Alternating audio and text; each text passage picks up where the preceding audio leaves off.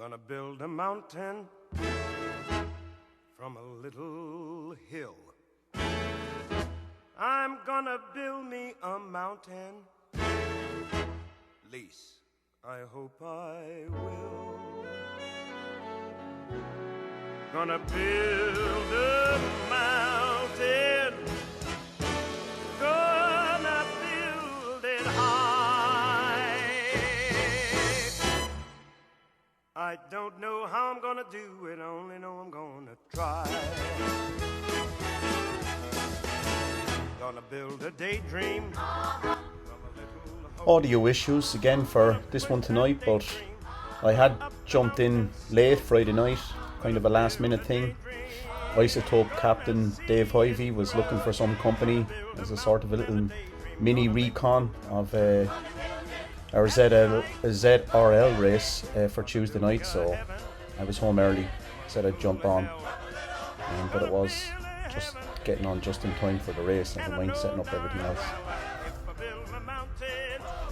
Then early on I had a technical, self-inflicted if I'm being honest. I think I just hit the wrong key on the keyboard, got a sort of a dropout, fell off the back of the pack, and then ended up sailing through them as I tried to catch up. I think some thought I was going for a breakaway early.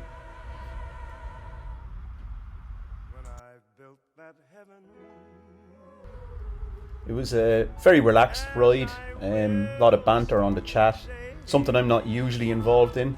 Someone even recognised my name, which I was quite chuffed about. But yeah, a lot of chat over and back. I was getting involved for a change, not something I usually do. And yeah, pretty relaxed. A little bit too relaxed, because a little further up the road, probably wasn't paying enough attention, but to be honest with you, that there's a breakaway sort of develops on this hill, but it seemed to come out of nowhere.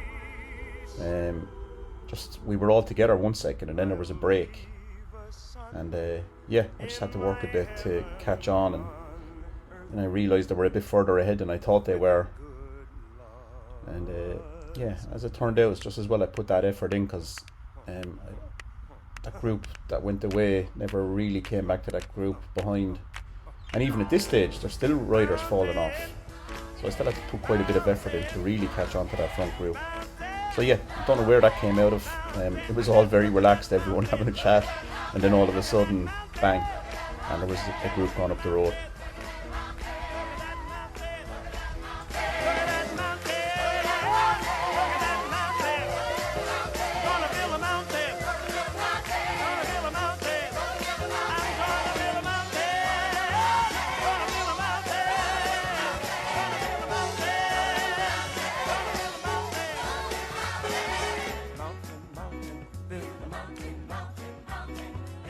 I'm gonna build a mountain. I'm gonna build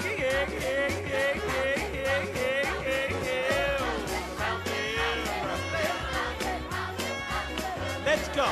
Mountain, mountain, build a mountain, mountain, mountain, build a mountain, mountain, mountain, build a mountain, mountain, mountain, build a mountain. So I see this push message come up here from Dave Hyvey, and at first I thought he was putting it out to this front group to push to keep the gap between this group and the group chasing group behind.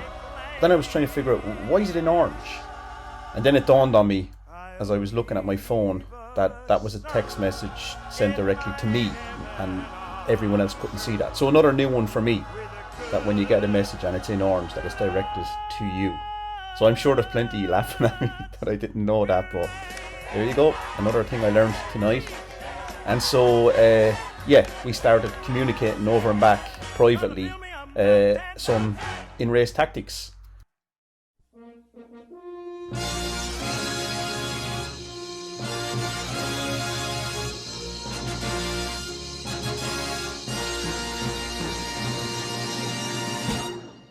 Super. If they could see me now, that little gang of mine, I'm eating fancy chow and drinking fancy wine. I'd like those stumble bums to see for a fact. So David knew there was a hill coming, and he was just letting me know that it was after we go through the tunnel. There's the message there. Now what's not come up in this video, interestingly, is my responses back to him, so they're not showing up. But anyway, both of us were aware that as we go through the tunnel and come out of the tunnel, there's a kick up, and then we're going to push it and see who responded and how they responded.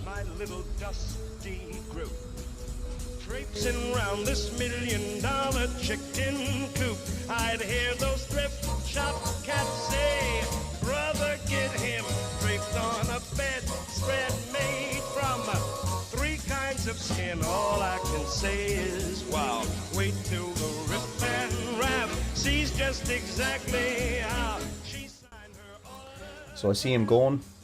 I then go around the same time. We try and create a gap, see how far out we can get it, have a look and see if anyone's responding. It's the first lap, no one really seems to be bothered by it, I guess. But we grow a fairly sizable gap pretty quickly, a bit too easily really. So either everyone thought it was too far out for an attack and therefore they weren't bothered, or else we just genuinely caught them by surprise. What's the point of going out? We're just going to wind up back here anyway.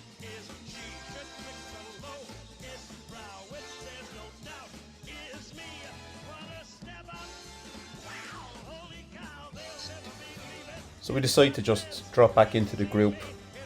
It was interesting to see what would happen and if anyone would respond. To be honest with you, Dave was just having a bit of fun and enjoying himself. So yeah, we just peel off, let the group catch back up, but we then have in mind to try it on the last lap and give it another go.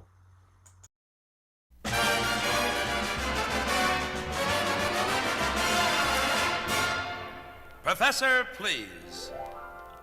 There's actors, musicians, jugglers, magicians, and the man on the flying trapeze. There's low-down sopranos who sit on pianos. But I don't go for any one of these. I only go to see a It seems news of Art Isotopes beating Team NL Elite was spreading far and wide. So there was a little bit of banter and discussion about that for the next minute or so. One of the RWB guys commented that they need to drop the Elite. I don't know, it's one race in. We'll see where we are in 6 races time. He'll serenade a lovely lady with a parasol, then dance around and meet her by the garden wall. So the last lap, David is just preparing me for the fact that we're coming up to the tunnel again and that we're going to try the same tactic again and see if we get away with it this time, or would others be wise to it? Would they stick to us? So he wants us to summon together as we come out of the tunnel, so I'm just keeping an eye on him and waiting for his numbers to turn orange, and then I respond. I don't want to do what I did a couple of weeks ago and I misunderstood completely the tactics and I just shot beyond the entire team and went out on my own all the way to the end. So this time I want to try and match Dave, stick with him, and we help one another rather than me just shooting past him, because it's still a long way out. We're still 2.4k out, so we're putting in matching effort there. It's hard to match exactly in a situation like this, but yeah, I think we stick together pretty good, and we don't get the gap we got the last time, certainly not as quickly. So a few guys were probably aware of it and prepared for it and did follow, one guy in particular. So Dave puts in another kick here. I think he recognised the same thing I recognised, and that kick there made all the difference, I think, because as soon as I saw him making a move, I made the move as well, to just put in a little bit more. and that deterred a few others, created a bit of a wider gap. So here we go again, I'm just overlapping, and we kind of just took it in turns a little bit to overlap. Yeah, and now we can see there's a 3-second gap, 4-second gap, and it's growing. So we got that gap that we wanted. 5 seconds, only this time we have no plans in dropping back into the group. 1.5k to go, 5-second gap, and we've dropped our power right down. So now we're kind of just in cruise mode, but conscious of obviously watching in case something turns orange on the right hand side. We probably could have done a little bit better here. We're sort of side by side, so I don't know if we're actually helping one another. But again, it's a hard thing to get this right.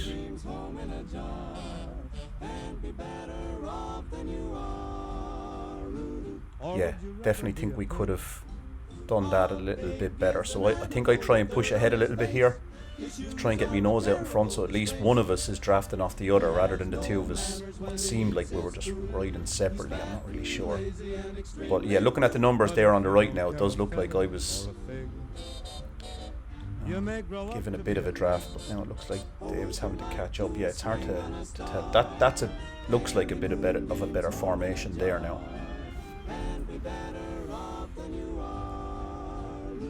Or would you rather be a fish? So we still have a 3-second gap, and anyone that's wanting to catch us at this stage is going to have to put in a good effort, because obviously the distance now is only 500 meters. And though he's slippery, he still gets caught. But then if that sort of life is what you wish, Dave goes past me here. I'm kind of fairly puffed out at this stage, so I'm happy if the two of us can get first and second. And now I saw orange on the right hand side, so I hit the reverse camera to see exactly what's going on behind me. I can see someone closing quick. I then see the start of the sprint section, so I know there's 200 meters left. So now I start my sprint, but I know that all I have to do is stay ahead of these two guys chasing. I don't have to kill myself to try and catch David, and just about managed to hang on for second. David got first, and I think it worked well.